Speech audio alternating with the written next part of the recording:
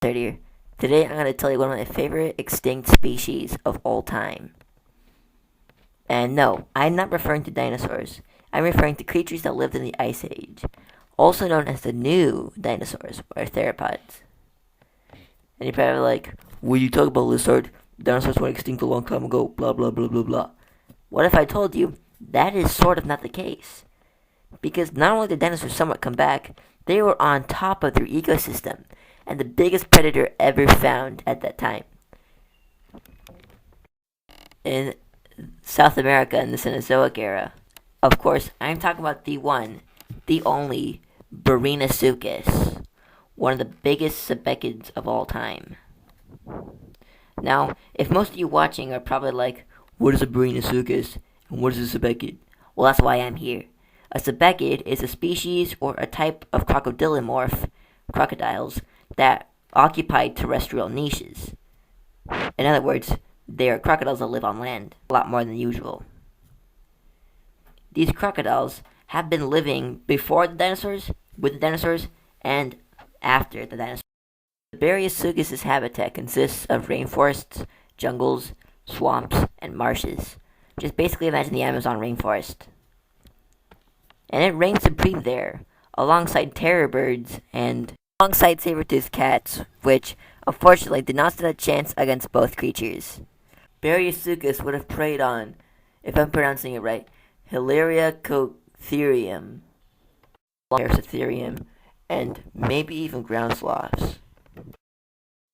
Now, for most of you that are asking, what would a barinaschus do in its free time? Well, not that much actually. Like most reptiles, they were probably cold-blooded, meaning that they weren't that active. However, to say this guy was a slacker is a lie. These guys would have been real fast. So in the mornings, they would probably wake up, try to sunbathe as much as possible, like most reptiles. Or stalk their prey in the fields and chase them. Maybe chase off some rivals, find some mates, rest a little, and then the day's over. That sounds kind of boring, some of you might add. Well, it's not all that. What if I told you, at some point, barinaschus probably has fights with other animals, like terror birds, saber-toothed tigers? That's a huge maybe. Again, we don't for sure know this, but, it's not too impossible to think.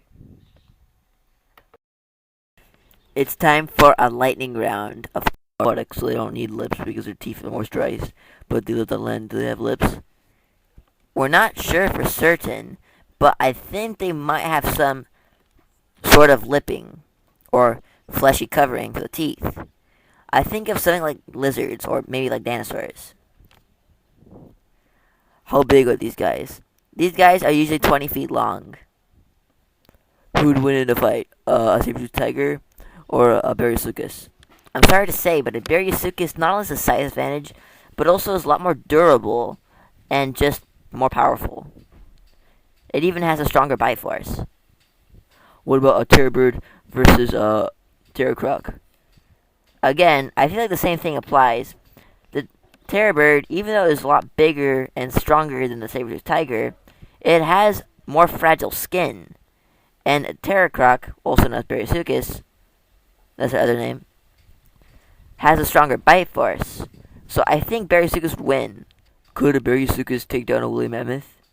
I don't think so. They are way too big. They maybe. That is a huge maybe, but I don't think they could. And now for my favorite part of the whole video, the design process of my barinaschus. So I didn't do much. I got the coloration from lizards, but also his terrain. Since it'd be very green, I made him naturally green, based off green iguanas and other green lizards. I gave him pseudo lips, like dinosaurs from Jurassic Park, but also like lizards. Its skull shape would have his teeth poking out, according to the shape at least. His tail is a lot rounded than most crocodiles, like a Cuban crocodile, and I gave it little osteoderm spikes. At the end, I'm very satisfied with my design, and I think it looks really cool. Why did I make this video? I wanted to show you guys not only my art, but also my favorite extinct creature of all time. And I feel like it's criminally underrated.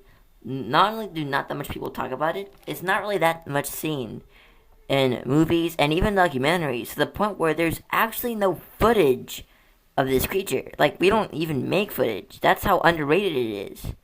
And that's why I made this video, to give it more attention, but also, is to teach you to never give up. Never give up on your dreams, your goals, and your accomplishments. Because no matter what, if you stop now, it'll never happen.